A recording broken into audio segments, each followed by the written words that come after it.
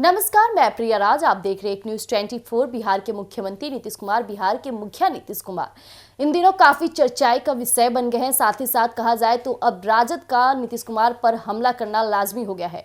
हालांकि आपको बता दें, झारखंड चुनाव चल रहा था। इस बीच कल यानी कि चुनाव प्रचार प्रसार का आखिरी दिन था। इसको लेकर बिहार के मुख्यमंत्री पर राजद हमलावार किया।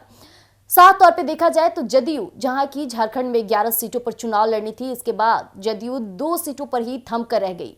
इसके बाद से अब बड़ी बाजार ये लगाई जा रही है, बड़ी क्यास ये लगाई जा रही है कि बिहार के मुख्यमंत्री नीतीश कुमार आखिरकार झारखंड में चुनाव प्रचार प्रसार के लिए क्यों नहीं आए।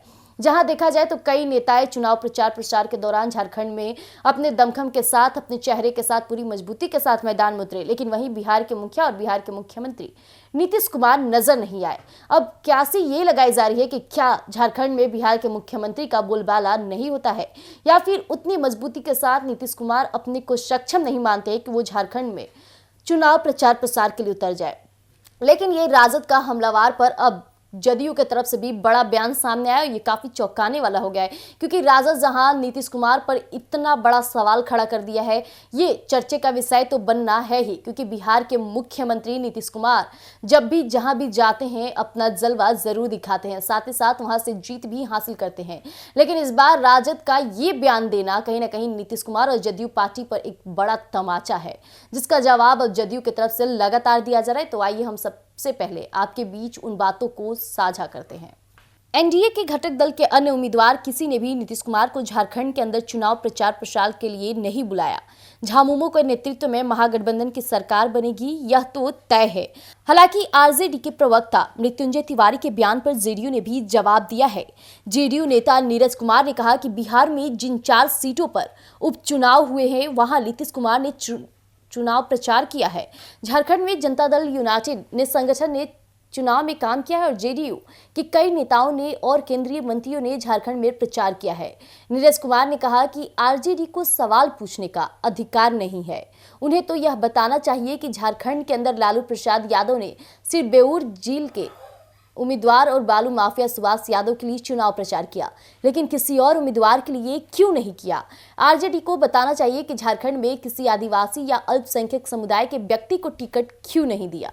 जैसा कि भी आपने सुना कि बिहार के मुख्यमंत्री पर बड़ी तमाचे जो बातें निकलकर सामने आ रही थी, साफ तौर पे राजद हमलावार हुआ। बिहार के मुख्यमंत्री को झारखंड में चुनाव प्रचार प्रसार के लिए न देखे जाने पर उसने सीएम नीतीश की छवि के साथ साथ उनकी राजनीति पर भी उंगली उठा दिया, जिसको लेकर नीरज कुमार ने बड़ा बयान दिया। उनका साफ तौर पे कहना है कि लालू प्रसाद यादव झारखंड चुनाव प्रचार प्रसार के लिए गए, लेकिन बालू माफिया सुभाष यादव के लिए आखिरकार अल्पसंख्यक समुदाय के किसी लोगों को टिकट क्यों नहीं दिया गया।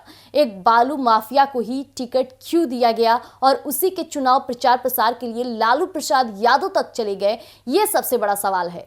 ऐसे में नीरज कुमार हमेशा से मुख्यमंत्री नीतीश कुमार की छवि और राजनीति पर जब भी बात आती है तो वो पहले इंसान होते हैं जो खुलकर बोलने का जज्बा रखते हैं। और फिर से एक बार ऐसा ही देखा गया, जब राजद नीतीश कुमार पर उंगली उठाने का कार्य किया तो कहीं ना कहीं नीरज कुमार बिहार के मुख्यमंत्री नीतीश कुमार के दूत बनकर सामने आए और एक एक कर कई प्रश्नों पर अब राजद पर ही भारी पड़ गया।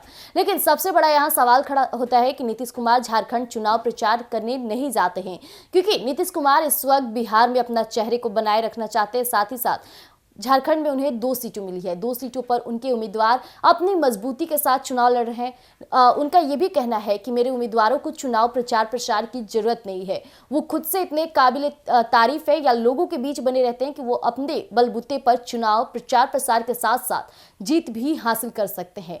तो इस बीच नीतीश कुमार का झारखंड ना ही जाना बेहतर लगा, लेकिन राजद इन बातों को नहीं समझ पाया। लेकिन नीरज कुमार के जो बयान है, अब इससे राजद में क्या कुछ निकलकर सामने आएगी, क्या राजद की तरफ से फिर से कोई नया बयान सामने आएगा, देखना दिलचस्प रहेगा। तब तक के लिए आप कहीं जाइएगा नहीं, यूं ही बने रहिएगा एक न्यूज़ 24 पर। धन्यवाद।